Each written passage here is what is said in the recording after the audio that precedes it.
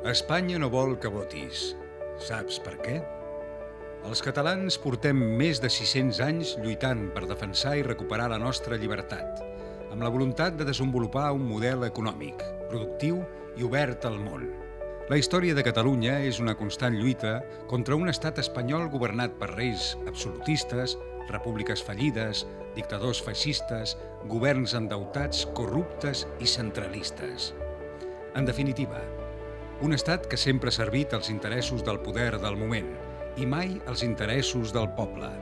Segons la UNESCO, els pagesos catalans van fer la primera revolució social moderna de la humanitat.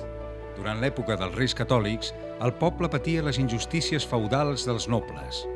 Els nobles podien, per exemple, desflorar les dones durant la seva nit de núpcies o quedar-se les propietats del pagès si aquest moria sense testament.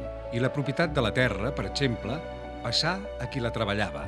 Això va ser l'origen de la masia, que donaria lloc a l'empresa familiar catalana, avui amb més de 500 anys de tradició. A Castella, aquest canvi no tindria lloc fins al segle XIX. El poble català va demostrar que calia lluitar pels seus drets socials i ho va aconseguir. A l'inici del segle XVII, l'estat espanyol es trobava en fallida econòmica i el conde duque d'Olivares imposà el decret de la Unió de Armes per a reclutar homes i recaptar diners.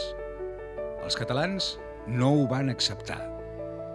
L'exèrcit hispànic, que es trobava a Catalunya en un context de guerra amb França, actuava amb total impunitat abusant de la població amb tota mena de barbaritats.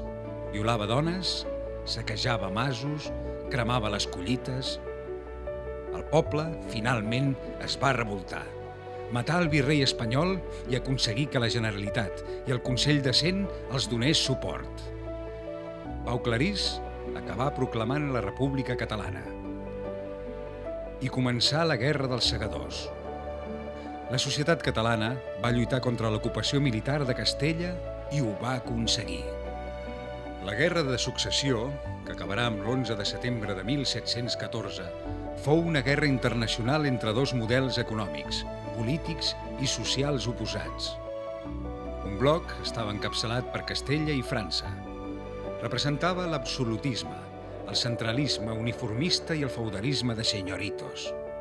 El segon bloc, encapçalat per Anglaterra, Àustria, Holanda i la corona catalano-aragonesa, era de tradició més parlamentària, federalista i basava la seva economia en la indústria i el comerç.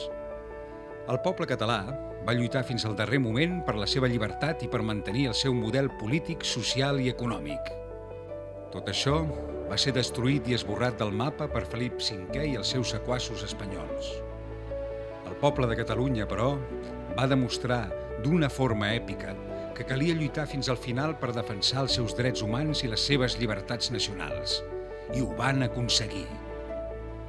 Al segle XIX, l'estat espanyol es trobava en una nova fallida econòmica. Napoleó va conquerir el territori espanyol i decidí incorporar Catalunya a l'imperi francès. No és estrany, perquè aquí ja s'havia fet la revolució industrial i hi havia un model econòmic avançat. El poder econòmic i polític català va forçar Napoleó a crear una moneda diferent de la de Castella. Aquesta estava en plena crisi econòmica i no podia realitzar les exportacions amb una moneda solvent.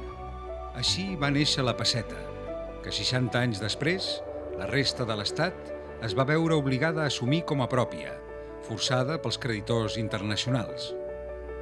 Darrere la pesseta hi havia una economia industrial solvent. Un cop més, els catalans, amb les seves èlits econòmiques, van haver de sobreposar-se a un estat en fallida, per tal de defensar i protegir un model econòmic avançat i modern, i ho van aconseguir. Durant la Primera República Espanyola de 1873, Espanya pateix una nova fallida política i econòmica. Els catalans, amb les diputacions al capdavant, declararen l'estat català per forçar una república federal. Un cop més, les institucions catalanes van lluitar per fer un estat espanyol modern i plurinacional. Com sempre, Espanya no ho va acceptar i després d'un cop d'estat es va imposar una vegada més el model centralista i uniformador de Castella.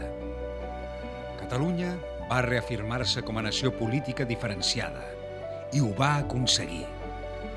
L'any 1931, durant la Segona República, el poble català va votar de forma massiva un partit sobiranista, que immediatament proclamaria la República Catalana i que després acabà instaurant la Generalitat. Només el alzamiento nacional dels poders oligàrquics espanyols, amb l'ajuda de Hitler i Mussolini, aturarien la democràcia i el desenvolupament nacional de Catalunya. I ho van fer d'una forma tan sagnant que van afusellar el president Companys. Aquesta va ser la darrera vegada que el poble català va lluitar i defensar la seva llibertat nacional davant la barbàrie feixista i ho van aconseguir. Després de 40 anys de dictadura i 40 més de democràcia de baixa intensitat lligada pel dictador, la història és tossuda i es repeteix un cop més. Proclamem Arenys de Munt, primer municipi que ha votat lliurement i democràticament la independència de la nació catalana. El xoc entre aquests dos models oposats, un dels quals no té res a veure amb el nostre tarannà dialogant, democràtic i comercial, és inevitable. Ara, i sortosament, en un context de no violència, tenim una oportunitat històrica per decidir el nostre futur. Per tu i pels teus fills. Lluitem com a catalans votant el primer 1 d'octubre. És a les nostres mans. Podem fer història. Fem història!